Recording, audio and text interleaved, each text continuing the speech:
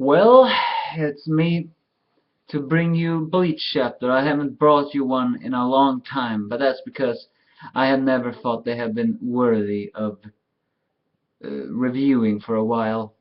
This last chapter may have changed that. It all depends on next week, but I'll do this anyways. It's about after many flashbacks with Misaki and her past and Ishin's past. He explains that when the ground hollow attacked, she wasn't supposed to die because she still had blood, and her blood venom was exceptionally strong. However, she could not activate it, that's why she died. She was unable to protect herself against that. And then it's revealed that I have suspected this, but I have never, of course, told you anyone. That maid was that Iryu's Ishida's mother, and it turns out it was. Yeah, it may have been a little bit predictable, but I'm glad at least it was.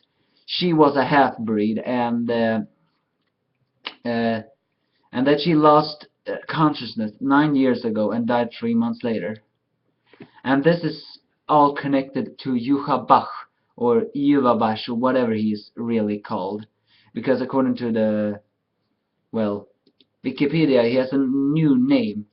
Anyways, it's connected to the Auschweilen, the holy selection. 9 years ago, Juhabach made a selection of Quincy's. That's what it's saying. Apparently, Juhabach was a sealed Quincy king, which may explain why he was still alive. And here is what this gets a little bit strange, but a little bit epic too.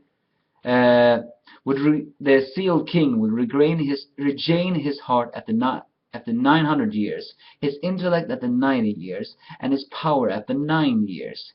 To regain his power, Juhabach stole the power from mixed blood Quincy's, whom he considered impure, and made it his own.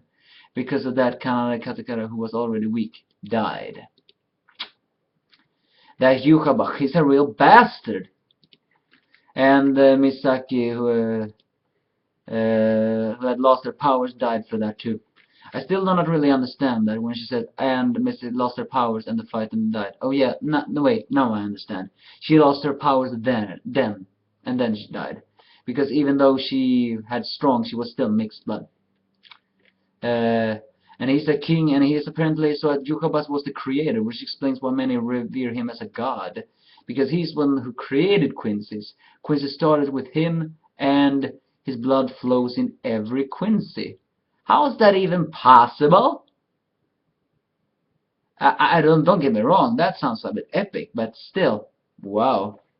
Well, after that, and remembering what Juhabach meant, Ichigo's heart seems to be free of his doubt, and he meets up that Ikumi, who gives him back his medallion that he forgot, and then he proceeds to be saying, I'm off, I'm going.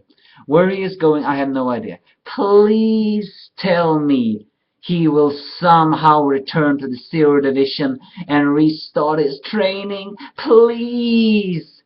He gotta be Shinigami. Bleach all started with that. Anyway, the last chapter, I did not like the last chapter, even though that may have been a little bit predictable, but it was also sad because it's despair, and I hate despair. Turns out that Juhabach's sidekick Hashawald has brought Iryu Ishida to them as a Prince of Light.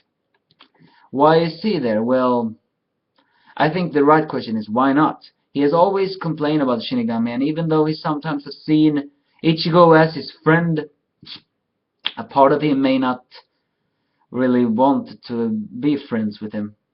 Or it could be that he wants to avenge his mother because, well, he never talks about his family, so you know. Either way, I have a feeling despair is on the way. That's all this chapter. This chapter, unlike the other flashbacks, was a little bit better. Mostly because it renewed some hope in me. Hope that Ichigo can still be a Shinigami.